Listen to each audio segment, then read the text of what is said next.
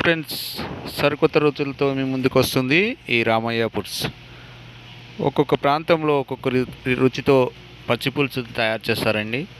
మనము తెలంగాణ స్టైల్లో మనం పచ్చి పులుసుని ఎలా తయారు చేస్తాలో చూద్దామండి. చాలా రుచిగా టేస్టీగా తాగాలనిపించే విధంగా ఉండే ఈ పచ్చి పులుసును మనం తయారు చేసుకునే విధానం.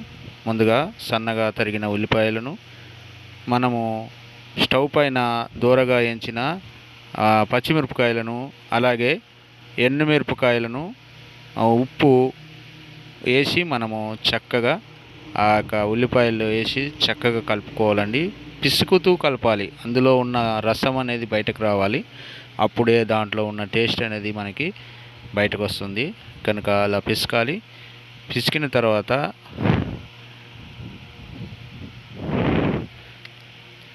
ఒక పెద్ద నిమ్మకాయ సైజ్ అంత చింతపండు తీసుకుని దాన్ని చక్కగా మెదిపి ఆ యొక్క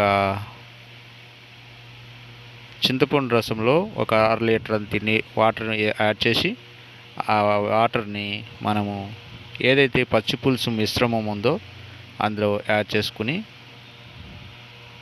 చక్కగా అందులో ఉన్న ఉల్లిపాయలు, పచ్చిమిరపకాయలు, అలాగే ఎండుమిర్చి, అందులో ఉన్న రసం మొత్తము బయటకు వచ్చే వరకు క్వాలిటీ అయితే మనకు సరిపోతుంది.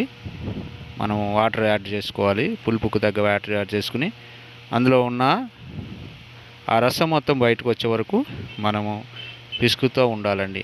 ఆ పిసుకటం వల్లనే టేస్ట్ అనేది బయటకు వస్తుంది. చూసారా, ఎంతో టేస్టీగా ఎంతో రుచికరంగా ఉండే ఈ పచ్చి పులుసుని మీరు కూడా ట్రై చేయండి, లైక్ చేయండి. మరిన్ని వీడియోల కోసం మా ఛానల్ సబ్స్క్రైబ్ చేసుకోండి.